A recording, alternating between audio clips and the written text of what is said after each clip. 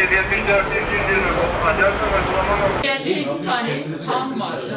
Onu alıp yani onu da tamam.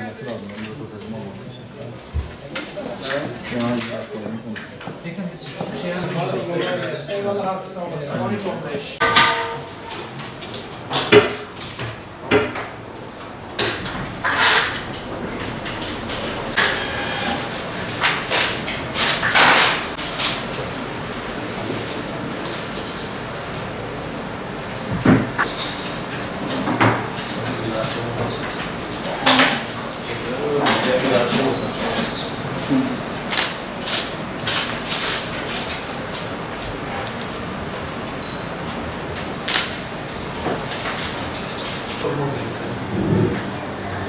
Evet.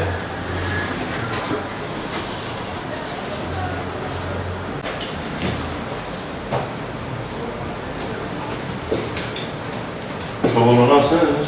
Abla bu 3.150'ye geliyor. Peki 2815'e bu geliyor. Ben de iyiyim, sağ olasın, Allah razı olsun. Şu şekilde karşımıza Şu an yani yasakların kalkması, yani tamamen kalkmasa da kısmen gevşetilmesi, esnetilmesi bizim için güzel oldu. Önceden insanlar normal kullanım dışı TL'lerinden onlarla yatırım yapmayı, al-sat yapıp ufak tefek kar etmeyi planlıyordu. Şu an düğün sezonlarının açılması bize güzel bir fayda sağladı.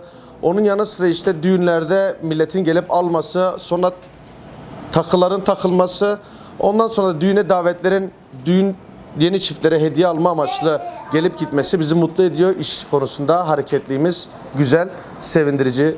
Daha güzel olacağına inanıyoruz. Bir müşteri kitlemiz daha var. Almancı dediğimiz geçen yıl onlar yasaklardan dolayı hiç gelemediler.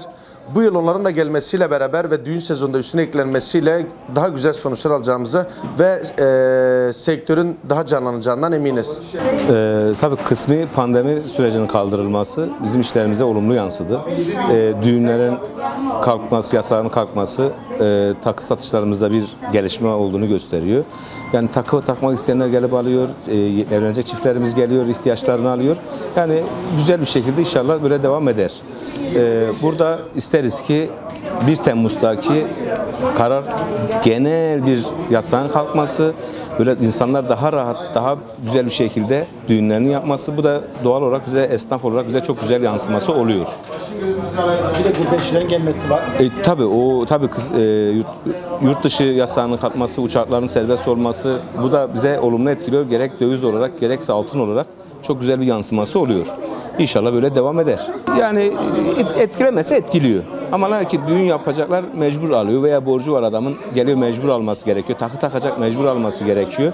Lakin altındaki düşüş bir beklenti olasılığı var ama biraz zor gibi duruyor yani. Bence buralar güzel bir fiyat. Alınır. Tabii muhakkak şimdi 1 Temmuz'da eğer ki böyle daha nikah salonları olsun, düğün salonları daha özgürce, daha yasakların kalkmasına beraber insanlar bu sefer daha rahat davranacaklar. Çünkü niye? Adam yasak, belli bir sınırlama var düğün salonlarında, nikahlarda. Adam ne yapıyor? Beklemeye geçiyor doğal haliyle. Niye? Belli bir kalabalık çevresi oluyor. Ondan dolayı bir beklemeye geçiyor. Ama bu ortadan kalktığı zaman ne olacak?